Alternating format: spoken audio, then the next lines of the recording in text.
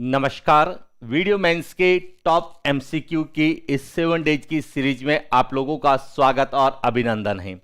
आज हम बात करेंगे वीडियो मेंस में जितनी भी क्षेत्रीय और विकास की परियोजनाएं, चाहे वह सूखा संभावित क्षेत्र कार्यक्रम के रूप में हो, चाहे सूखा संभावित बंजर भूमि विकास कार्यक्रम हो, या अन्य कोई भी क्षेत्रीय या ग्रामीण विकास की जो परियोजनाएं हैं उनके संबंध में हम बात करेंगे कि कौन कौन सी परियोजनाएं हमें एग्जाम पॉइंट ऑफ व्यू से पूछी जा सकती है और किस तरह से पूछे जाने की संभावना है। तो शुरुआत करते हैं आज के प्रश्नों की, जिसमें हम ग्रामीण विकास, बंजर भूमि विकास, सूखा संभावित क्षेत्र कार्यक्रम के साथ साथ अन्य क्षेत्रों की जो परियोजनाएं हैं उन पर बात करें। तो देखिए, सबसे पहला प्रश्न आप लोगों के लिए, समेकित बंजर भूमि विकास कार्यक्रम के संबंध में सत्य कथन नहीं है।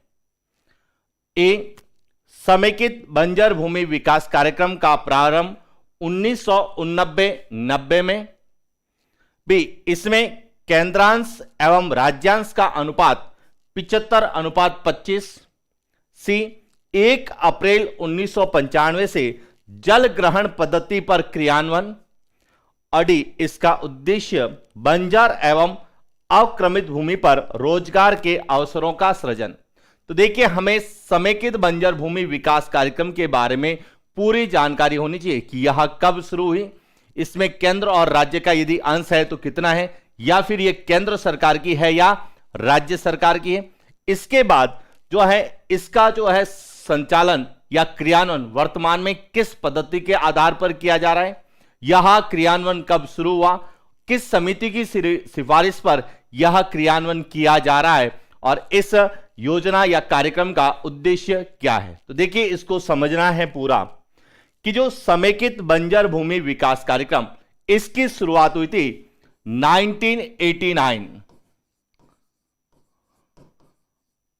और 1990। 1989 और 19 में यह जो है क्रियान्वयन किया जा रहा है, यानी कि इसका प्रारंभ कब हुआ था, 1989 और 1990 में, यानी 1989 और 1990 में यह शुरू हुआ। इसके बाद यह केंद्र द्वारा प्रायोजित है, यह ध्यान रखना, यह पूरी जो है केंद्र सरकार की परियोजना है। केंद्र की परियोजना है, इसमें जितना भी पैसा है वह सब केंद्र सरकार लगा रही है, इसलिए यह केंद्र द्वारा प्रायोजित है, इसमें केंद्र और राज्य का अंश नहीं है। तीसरा, 1 अप्रैल 1995 से इस कार्यक्रम को जल ग्रहण विकास के लिए समान मार्गदर्शी सिद्धांतों के अंतर्गत जल ग्रहण पद्धति के जरिए क्रियान्वित किया जा रहा है, और 1 अप्रैल 1995 को इसको जल ग्रहण पद्धति पर क्रियान्वयन किया जा रहा है। और यह जो है हनुमंत राव समिति, एक हनुमंत राव समिति की सिफारिश पर,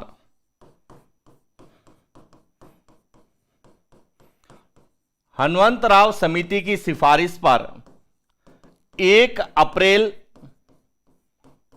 1995 से इसका क्रियान्वयन जल ग्रहण पद्धति पर आधारित जो है पद्धति है, जल ग्रहण पद्धति, उस पर जो है जो भी दिशा निर्देश है उनके अकॉर्डिंग इसका संचालन किया जा रहा है। और इस कार्यक्रम के अंतर्गत बंजर भूमि और अवक्रमित भूमि के विकास के सभी स्तरों पर लोगों की भागीदारी को बढ़ाए जाने के अलावा ग्रामीण क्षेत्रों में रोजगार के अवसरों में वृद्धि करना और भूमि के सतत विकास और लाभांश के समान वितरण में सहायता मिलती है। यानी कि इसका जो उद्देश्य है यह है कि जो बंजर भूमि या अवक्रमित भूमि है उसका विकास करना और ग्रामीण क्षेत्रों में रोजगार के अवसर को क्या है, जो है रोजगार के अवसरों में वृद्धि करना। इसका मतलब यह योजना जो है ग्रामीण विकास से भी संबंधित है, यह ध्यान रखना। यह ग्रामीण विकास की योजना के अंतर्गत आती है कि ग्रामीण क्षेत्रों में रोजगार के अवसरों में क्या करना है, वृद्धि करना है। अब यदि हम प्रश्न की बात करें तो सबसे पहला है, समेकित बंजर भूमि विकास कार्यक्रम 1989-90 में प्रारंभ हुआ, यह सही है, यह ध्यान रखना कि 1989 और 90 में यह प्रारंभ हुआ। इसमें केंद्र अंश और राज्यांश का अनुपात 75:25 से यह गलत है। क्यों? क्योंकि यह पूरी योजना जो है वह केंद्र सरकार द्वारा वित्त पोषित है। केंद्र सरकार द्वारा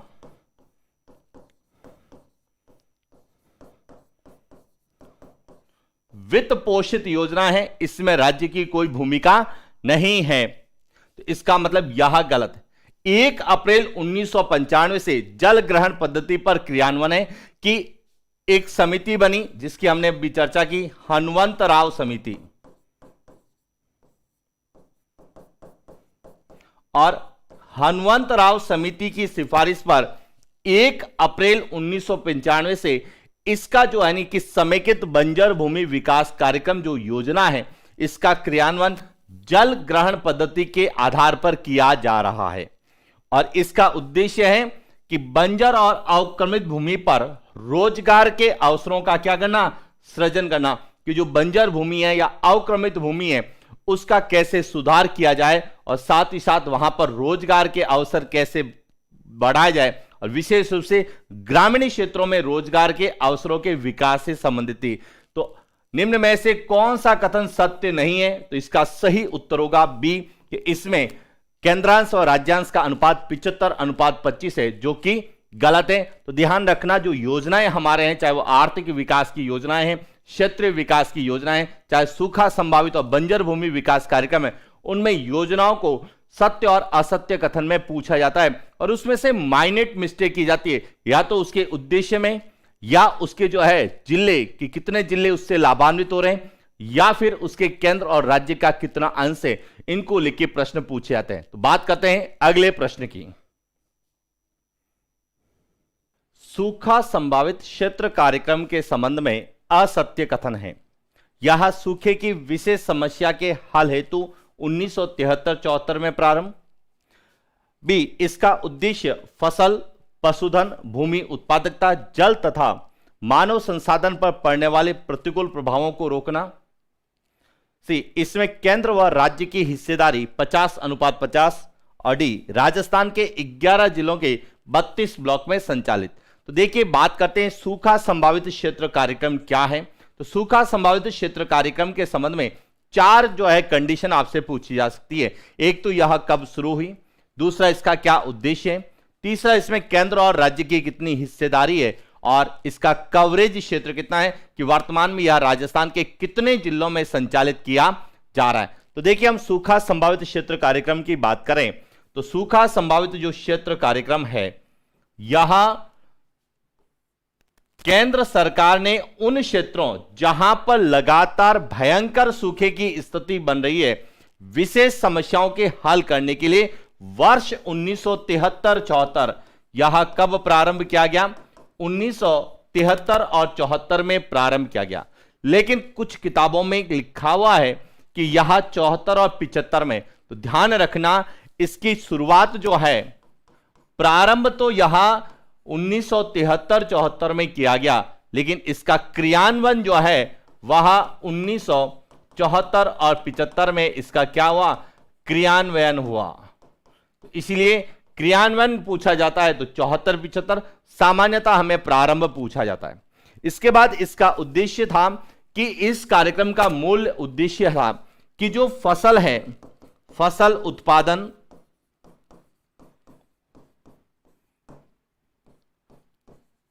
पशुधन, भूमि की उत्पादकता,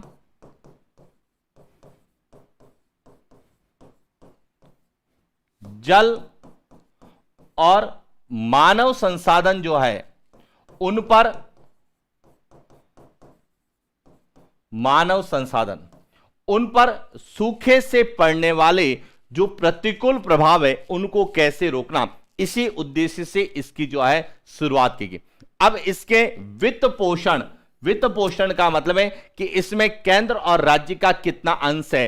तो समझना यहां से कि मार्च 1999 तक जो है केंद्र और राज्य का जो अंश था वह 50:50 था, कि मार्च 1999 तक निधियां केंद्र और राज्य सरकार के बीच में 50:50 के आधार पर बांटी जा रही थी। यानी कि 1999 तक, मार्च 1999 तक 50:50 था। लेकिन 1 अप्रैल 1999 के बाद में इसमें केंद्र और राज्य का जो अंश है वह 75:25 हो गया। वर्तमान में 75:25 है। और इसका कवरेज की बात करें तो यहां राजस्थान के वर्तमान में 11 जिलों के, कितने जिले? 11 जिलों के यहां 32 ब्लॉक में, 11 जिलों के 32 ब्लॉक में संचालित किया जा रहा है। तो देखिए, प्रश्न के अनुसार बात करें कि कौन सा कथन सूखा संभावित क्षेत्र कार्यक्रम के संदर्भ में असत्य है। सबसे पहला है कि यह सूखे की विशेष समस्या के हल हेतु 1973-74 में प्रारंभ किया गया। यह कथन सत्य है। बी, इसका उद्देश्य फसल, पशुधन, भूमि उत्पादकता, जल एवं मानव संसाधन पर पड़ने वाले प्रतिकूल प्रभावों को रोकना। यह भी क्या है? सत्य है। सी, इसमें केंद्र और राज्य की हिस्सेदारी 50:50 है, जो कि गलत है, क्योंकि 50:50 यहां 1 मार्च 1999 तक थी। कब थी? मार्च 1999 तक थी। 1 अप्रैल 1999 के बाद यह कितनी हो गई है? 75:25 हो गई है। वर्तमान में 75:25 है। डी, राजस्थान के 11 जिलों के 32 ब्लॉक में संचालित है। यह राजस्थान के 11 जिलों के 32 ब्लॉक में संचालित किया जा रहा है। तो यह कथन भी क्या है? सत्य है। तो सूखा संभावित क्षेत्र कार्यक्रम के संबंध में असत्य कथन है। इसका सही उत्तर है सी, कि सी जो है वह केंद्र और राज्य का अनुपात 50:50 नहीं है। क्लियर? बात करते हैं अगले प्रश्न की। मरु विकास कार्यक्रम के संबंध में असत्य कथन है। मरु विकास कार्यक्रम के संबंध में कौन सा कथन सत्य नहीं है? ए, मरु विकास कार्यक्रम का प्रारंभ 1977-78 में। बी, वर्तमान में राज्य के 11 जिलों में वर्तमान में राज्य के 16 जिलों में संचालित। सी, हनुमंतराव समिति की सिफारिश पर वित्त पोषण केंद्र एवं राज्य द्वारा किया जा रहा है। और डी, इसका मुख्य उद्देश्य मरुस्थलीकरण को रोकना एवं जल ग्रहण पद्धतियों द्वारा विकासात्मक कार्यों को बढ़ावा देना। तो अब समझना मरु विकास कार्यक्रम क्या है। तो मरु विकास कार्यक्रम की यदि हम बात करें तो सबसे पहला आता है मरु विकास कार्यक्रम जो है राजस्थान में 1977-78 में शुरू किया गया था। कब शुरू किया गया था? 1977-78 में शुरू किया गया था। और जब ये शुरू हुआ उस समय यह पूर्ण रूप से केंद्र सरकार का था, यानी कि केंद्र सरकार के द्वारा ही वित्त पोषित था। लेकिन बाद में केंद्र और राज्य का अनुपात इसमें जो है निर्धारित किया गया। अब समझना कि 1977-78 में यह शुरू हुआ। इसके बाद जो है 1994-95 तक यह जो है राजस्थान के 11 जिलों के, कितने? 11 जिलों के 77 ब्लॉक में, 11 जिलों के 77 ब्लॉक में यह संचालित किया जा रहा था। लेकिन हनुमंतराव समिति,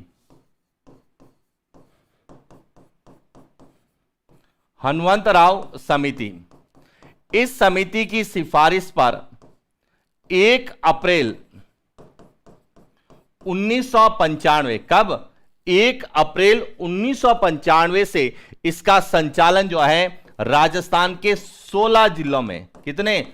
16 जिलों के 85 ब्लॉक में, 85 ब्लॉक में किया जा रहा है। तो इसका मतलब है कि हनुमंतराव समिति की सिफारिश के आधार पर इसका जो कवरेज एरिया है वह बढ़ाया गया था। पहले यह 11 जिलों में था, वह कितने जिले हो गए? 16। और पहले यह 77 ब्लॉक में संचालित होता था। हनुमंतराव समिति की सिफारिश के बाद 1 अप्रैल 1995 से यहां 85 ब्लॉक, वर्तमान में 85 ब्लॉक में संचालित किया जा रहा है। और इसका वित्त पोषण की बात करें तो वित्त पोषण जो है 1 अप्रैल 1999 से 1 अप्रैल 1999 से जो है वित्त पोषण केंद्र और राज्य के द्वारा किया जा रहा है और उनका अनुपात कितना है 75:25 है। ध्यान रखना केंद्र का जो है वित्त पोषण का जो आधार है या केंद्र या राज्यों के मध्य जो वित्त पोषण का आधार है इसका निर्धारण हनुमंतराव समिति की सिफारिश पे नहीं किया गया। हनुमंतराव समिति की सिफारिश पर इसका जो है कैचमेंट एरिया कवरेज क्षेत्र है वहां जो है क्या बढ़ाया गया था। 11 जिलों से 16 जिलों कर दिए गए थे, 77 ब्लॉक से 85 ब्लॉक किए गए थे। केंद्र और राज्य के जो है अनुपात में किसी तरह का जो है निर्णय हनुमंतराव समिति की सिफारिश पर नहीं किया गया था। हनुमंतराव समिति की सिफारिश पर इसका जो है संचालन जल ग्रहण पद्धतियों के आधार पर विकासात्मक कार्यों के लिए किया गया और इसका कवरेज एरिया बढ़ाया गया। तो इसीलिए अब प्रश्न के अकॉर्डिंग बात करते हैं कि मरु विकास कार्यक्रम के संबंध में असत्य कथन है। ए, मरु विकास कार्यक्रम का प्रारंभ 1977-78 में हुआ, यह सही है। बी, वर्तमान में राज्य के 16 जिलों में संचालित है, यह सही है। वर्तमान में 16 जिलों के 85 ब्लॉक 85 ब्लॉक यानी 85 ब्लॉक में यह संचालित किया जा रहा है। हनुमंतराव समिति की सिफारिश पर वित्त पोषण केंद्र और राज्य के द्वारा किया जा रहा है, यह गलत है। हनुमंतराव समिति की सिफारिश पर केवल जो है 11 से 16 जिले 77 ब्लॉक से 85 ब्लॉक यह बनाए गए थे। वित्त पोषण का संबंध इससे नहीं था।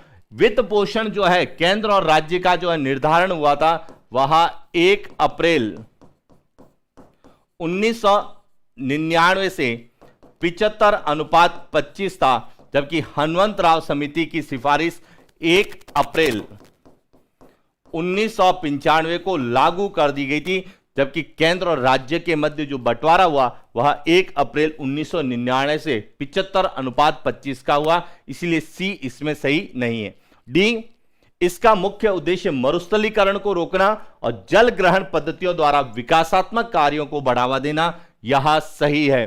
तो मरु विकास कार्यक्रम के संबंध में असत्य कथन है, इसका सही उत्तर है सी जो कि असत्य है। बाकी तीनों ए, बी और डी सही है। क्लियर? बात करते हैं अगले प्रश्न की।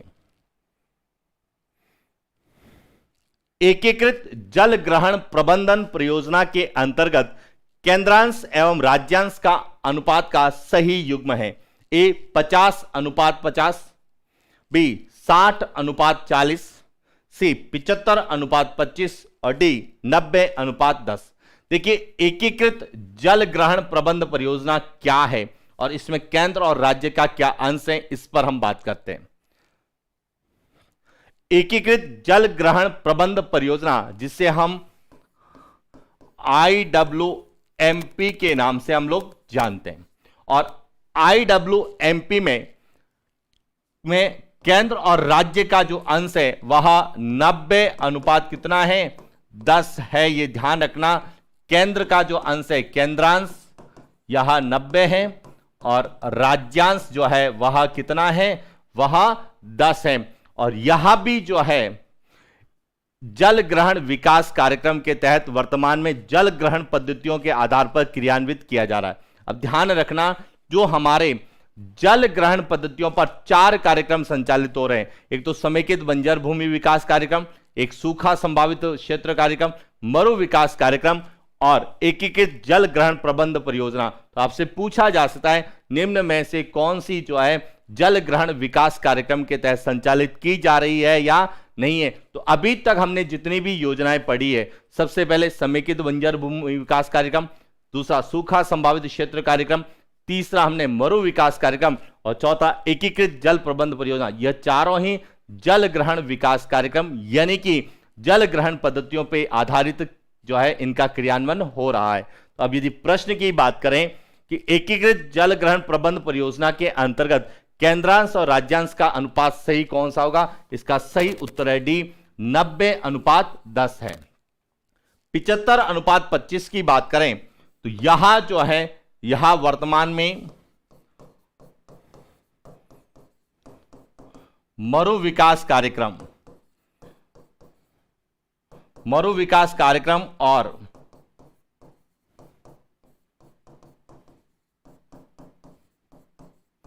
सूखा संभावित क्षेत्र कार्यक्रम, इन दोनों में जो है केंद्र और राज्य का जो अंश है वह 75:25 है, जबकि एकीकृत जल ग्रहण प्रबंधन परियोजना के अंतर्गत केंद्र और राज्य का अनुपात 90:10 है। क्लियर। बात करते हैं अगले प्रश्न की। सीमा क्षेत्र विकास कार्यक्रम में जिलों का सही युग्म है। ए श्री गंगानगर हनुमानगढ़, बी जोधपुर पाली, सी जैसलमेर बाड़मेर, डी बीकानेर चूरू। अब देखिए सीमा क्षेत्र विकास कार्यक्रम जो है यह राजस्थान के कितने जिलों में संचालित किया जा रहा है और यह किसके द्वारा संचालित किया जा रहा है, इस पर हम बात करते हैं। सीमा क्षेत्र विकास कार्यक्रम, इसकी जो शुरुआत है, इसकी शुरुआत 7वीं पंचवर्षीय योजना में की गई, ये ध्यान रखना। 7वीं पंचवर्षीय योजना के अंतर्गत 1986 में 1986 में यहां सीमा क्षेत्र विकास कार्यक्रम शुरू किया गया, जिसे हम कहते हैं BADP, border area development programme, सीमा क्षेत्र विकास कार्यक्रम। अब यहां उन जिलों में जो है शुरू किया गया जो अंतर्राष्ट्रीय सीमा बनाते हैं। तो राजस्थान के जो है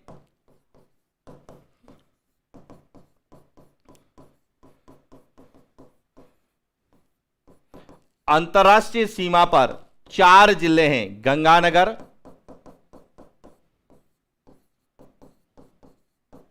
बीकानेर, जैसलमेर और बाड़मेर।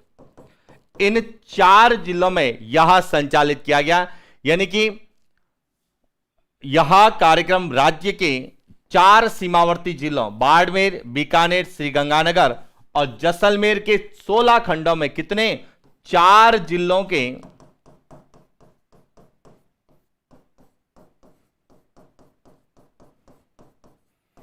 16 ब्लॉक में यह संचालित किया गया। और यह ध्यान रखना यह पूर्ण रूप से केंद्रीय प्रवर्तित जो है कार्यक्रम है, यानी कि इसका वित्त पोषण कौन करती है, यहां केंद्र सरकार के द्वारा संचालित कार्यक्रम है। इसमें पूरा पैसा केंद्र सरकार लगाती है, इसमें राज्य की कोई भूमिका नहीं है। और इसका उद्देश्य है कि जो सीमावर्ती जिले हैं उनका संतुलित विकास करना, आधारभूत विकास करना, वहां के लोगों में सुरक्षा की भावना पैदा करना और वहां के आधारभूत विकास के द्वारा जो है जिस तरह से सामान्य विकास हो रहा है उस विकास को क्या देना, बढ़ावा देना। इसी उद्देश्य से सीमा क्षेत्र विकास कार्यक्रम शुरू किया गया। तो यदि हम प्रश्न पर आए तो प्रश्न है सीमा क्षेत्र विकास कार्यक्रम में जिलों का सही युग्म है गंगानगर है, लेकिन हनुमानगढ़ नहीं होगा क्योंकि हनुमानगढ़ अंतर्राष्ट्रीय सीमा नहीं बनाता है। जोधपुर और पाली दोनों ही नहीं, अंतर्राष्ट्रीय सीमा पर स्थित नहीं है। जैसलमेर और बाड़मेर यह दोनों अंतर्राष्ट्रीय सीमा पर है, युग्म है। बीकानेर अंतर्राष्ट्रीय सीमा पर है लेकिन चूरू नहीं है, इसलिए इसका सही उत्तर है सी, जैसलमेर और बाड़मेर। तो 4 जिले पूछे जा सकते हैं, गंगानगर, जैसलमेर, बाड़मेर और बीकानेर, जो अंतर्राष्ट्रीय सीमा पर स्थित है। वहां पर सीमा क्षेत्र विकास कार्यक्रम जिसकी शुरुआत 1986 में केंद्र सरकार के द्वारा 7वीं पंचवर्षीय योजना में की गई। इसमें राजस्थान के 4 जिलों के 16 खंड जो है या ब्लॉक्स शामिल है। क्लियर। बात करते हैं अगले प्रश्न की। मगरा क्षेत्र विकास कार्यक्रम में शामिल जिलों का सही युग्म है। ए उदयपुर, राजसमंद, चित्तौड़गढ़, बी भीलवाड़ा, चित्तौड़गढ़, बांसवाड़ा, सी बांसवाड़ा, डूंगरपुर, प्रतापगढ़ और डी अजमेर, पाली, भीलवाड़ा। ध्यान रखना मगरा क्षेत्र विकास कार्यक्रम यहां एक क्षेत्रीय विकास कार्यक्रम के अंतर्गत आता है कि किसी पर्टिकुलर क्षेत्र को मगरा क्षेत्र कहा जाता है और उस क्षेत्र का कैसे विकास किया जाए उसके लिए यह कार्यक्रम चलाया गया। इसलिए मगरा क्षेत्र विकास कार्यक्रम की आपको पूर्ण जानकारी होनी चाहिए कि मगरा क्षेत्र विकास कार्यक्रम क्या है या मगरा क्षेत्र क्या है। तो अब समझना कि राजस्थान का जो दक्षिण और मध्य भाग है, जो दक्षिण और मध्य का जो भाग है जो पहाड़ी क्षेत्र से घिरा हुआ है, किससे घिरा हुआ है, पहाड़ियों से घिरा हुआ है। यानी कि राजस्थान का जो दक्षिणी और मध्यवर्ती भाग जो कि पहाड़ियों से घिरा हुआ है, जिसमें कौन कौन से जिले आते हैं? अजमेर,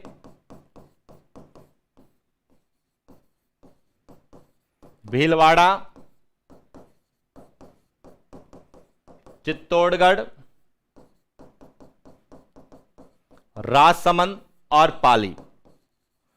यह 5 जिले जो जनजातीय विकास क्षेत्र के अंतर्गत नहीं आते हैं, यानी कि जो जनजातीय क्षेत्र विकास कार्यक्रम चलाया जा रहा है, जनजातीय क्षेत्र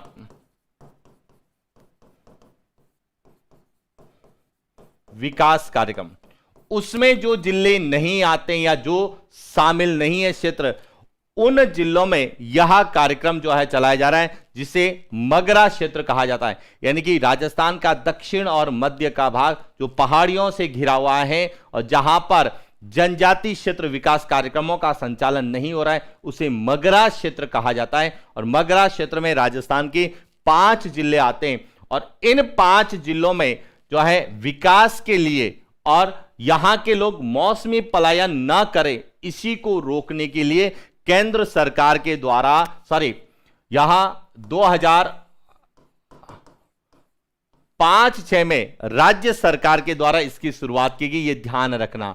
और 2005-6 में इसकी शुरुआत की गई थी। वर्तमान में यह राजस्थान के 5 जिलों के 16 खंडों में क्रियान्वित किया जा रहा है। पहले ध्यान रखना, यह 2005-6 में जब शुरू किया गया था तो यह 5 जिलों के 14 खंडों में था। कितने था? 5 जिलों के 14 ब्लॉक्स में यह संचालित किया जा रहा था। लेकिन वर्तमान में यह कार्यक्रम 5 जिलों के 16 खंडों में क्रियान्वित किया जा रहा है। इसीलिए यही प्रश्न आपसे पूछा जा सकता है। इसीलिए इसको लेके क्या प्रश्न बन सकते हैं, ध्यान रखना। एक तो शुरुआत कब हुई? 2005-6 में। दूसरा, यह राज्य सरकार द्वारा है। तीसरा है, यह जनजातीय क्षेत्र विकास कार्यक्रम के अंतर्गत नहीं आता है। और जब ये शुरू किया गया था उस समय 5 जिलों के 14 ब्लॉक थे, लेकिन वर्तमान में 5 जिलों के 16 ब्लॉक है। अब इसमें कौन कौन से जिले आते हैं उन पर हम बात करते हैं। प्रश्न के अनुसार कि मगरा क्षेत्र विकास कार्यक्रम में शामिल जिलों का सही युग्म है। ए, उदयपुर, राजसमंद, चित्तौड़गढ़। ध्यान रखना, उदयपुर इसमें शामिल नहीं है, राजसमंद और चित्तौड़गढ़ है, इसलिए यह युग्म गलत है। भीलवाड़ा, चित्तौड़गढ़, बांसवाड़ा इसमें शामिल नहीं है, इसीलिए यह भी जो है युग्म गलत है। बांसवाड़ा, डूंगरपुर, प्रतापगढ़, यह तीनों भी शामिल नहीं है, इसलिए यह भी गलत है। तो अजमेर, पाली, भीलवाड़ा, ध्यान रखना इसमें टोटल 5 हैं। अजमेर, पाली, भीलवाड़ा, इसके अलावा राजसमंद और चित्तौड़गढ़, इसलिए इसका सही उत्तर क्या होगा? सही उत्तर इसका डी है। क्लियर? बात करते हैं और क्या प्रश्न हमसे पूछे जा सकते हैं या और कौन सी क्षेत्रीय विकास की योजनाएं पूछी जा सकती है। तो देखिए, आगे की योजनाओं में हम बात करें तो आपसे पूछा जा सकता है डांग क्षेत्र विकास कार्यक्रम, बहुत इंपॉर्टेंट है, जो दस्यु प्रभावित क्षेत्र कार्यक्रम है उसके अंतर्गत आता है। तो देखिए, सबसे पहले डांग क्षेत्र विकास कार्यक्रम की शुरुआत कब हुई? तो इसका जो प्रारंभ है, इसका प्रारंभ 1995-96 में हुआ था। यह ध्यान रखना, प्रारंभ कब हुआ था? 1995 और 96 में हुआ, लेकिन बाद में इसको बंद कर दिया गया। इसे पुनः प्रारंभ कब किया गया, यह ध्यान रखना। इसका जो पुनः प्रारंभ हुआ,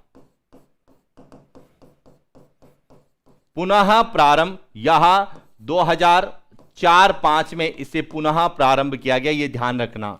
शुरुआत हुई थी 1995-96 में और यह पुनः प्रारंभ किया गया था 2004 और 5 में। और इसका अंतर्गत राजस्थान के कितने जिले आते हैं? तो इसमें कोटा संभाग के 4, कोटा संभाग के 4 और भरतपुर संभाग के 4, यानी कि टोटल कितने जिले आते हैं? इसमें टोटल 8 जिले आते हैं, जिसमें से 4 कोटा संभाग के, कोटा, बूंदी, बारां और झालावाड़, और भरतपुर संभाग के भरतपुर, धौलपुर, करौली और सवाई माधोपुर। कुल कितने जिले आ रहे हैं? इसमें 8 जिलों में यह संचालित किया जा रहा है। और यह जो है पूर्ण रूप से राज्य सरकार द्वारा वित्त पोषित है, यह ध्यान रखना। और इसका उद्देश्य क्या है? इसका उद्देश्य है कि जो बीहड़ क्षेत्र है या संकुचित घाटी युक्त दस्युग्रत क्षेत्र है, जिसे हम डांग प्रदेश कहते हैं, इन क्षेत्रों में जो है आधारभूत सुविधाओं को बढ़ाने के लिए निवेश की आवश्यकता है। इसीलिए यहां जो है इन जिलों के कितने 26 पंचायत समितियों की 394 ग्राम पंचायतों में लागू किया गया। तो यदि आपसे ब्लॉक पूछा जाए तो इसमें कितने ब्लॉक्स आ रहे हैं? तो इसमें ब्लॉक है टोटल 26 ब्लॉक और ग्राम पंचायतें इसके अंतर्गत आती है 394 ग्राम पंचायतों में यह लागू किया गया। यह डाटा ग्राम विकास अधिकारी में पूछे जाते हैं कि कितनी ग्राम पंचायतों में, तो 394 ग्राम पंचायतें हैं। कितने ब्लॉक्स हैं? 26 ब्लॉक हैं। और कितने जिले हैं? वहां 8 जिलों में यहां जो कि दस्यु प्रभावित क्षेत्र है, उन दस्यु प्रभावित क्षेत्रों में आधारभूत संरचनाओं का विकास करने के लिए, चाहे वह चिकित्सा से, शिक्षा से, कि जो दस्यु प्रभावित क्षेत्र है, जो डाकुओं से प्रभावित क्षेत्र है, उस क्षेत्र को समाज की मुख्य धारा में जोड़ना, यानी कि वहां का आर्थिक सामाजिक विकास करने के उद्देश्य से यह डांग क्षेत्र विकास कार्यक्रम की शुरुआत कब की गई थी? 1995-96 में हुई थी और पुनः प्रारंभ किया गया था 2004 और 2005 में। इसी तरह से एक और कार्यक्रम चलता है जिसे हम कहते हैं कंदरा क्षेत्र विकास कार्यक्रम। यह भी ध्यान रखना।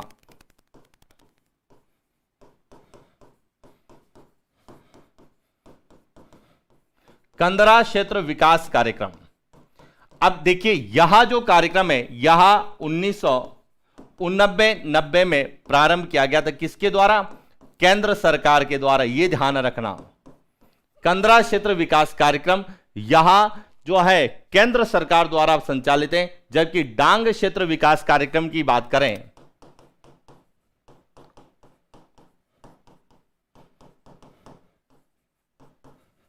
कार्यक्रम यहां 1995-96 में प्रारंभ किया गया था। किसके द्वारा? राज्य सरकार के द्वारा। यानी कि डांग क्षेत्र विकास कार्यक्रम राज्य सरकार द्वारा वित्त पोषित है, जबकि कंदरा क्षेत्र विकास कार्यक्रम केंद्र सरकार द्वारा वित्त पोषित है। इसमें भी राजस्थान के कितने जिले आते हैं? 8 जिले इसमें भी आते हैं। और इसमें भी कितने जिले आएंगे? 8 जिले। बाकी सब सेम चलेंगे, केवल और केवल इसकी शुरुआत और वित्त पोषण किसके द्वारा है, यह दोनों में अलग है। इसका उद्देश्य है कि जो दस्यु प्रभावित क्षेत्र है उसकी आधारभूत संरचनाओं के विकास के लिए निवेश करना, जबकि इसका विस्तार उद्देश्य था बीहड़ को रोकना, बीहड़ के प्रसार को रोकना। बीहड़ के प्रसार को रोकने के लिए कंदरा क्षेत्र विकास कार्यक्रम जो है शुरू किया गया था, जो कि केंद्र सरकार का था और यहां राज्य सरकार का था। क्लियर? इसीलिए ध्यान रखना, यह दोनों ही क्षेत्रीय विकास कार्यक्रम के अंतर्गत आते हैं। यह केंद्र सरकार का प्रोजेक्ट है, यहां राज्य सरकार का। इसके बाद बात करते हैं एक और परियोजना की या कार्यक्रम की जो पूछी जाती है, जिसे कहा जाता है मेवात क्षेत्र विकास कार्यक्रम। अब मेवात क्षेत्र विकास कार्यक्रम क्या है कि मेव समुदाय मुख्यतः अलवर और भरतपुर जिलों के 12 खंडों में बहुलता से निवास करता है, जिसे मेवात प्रदेश कहा जाता है। यानी कि मेवात प्रदेश के अंतर्गत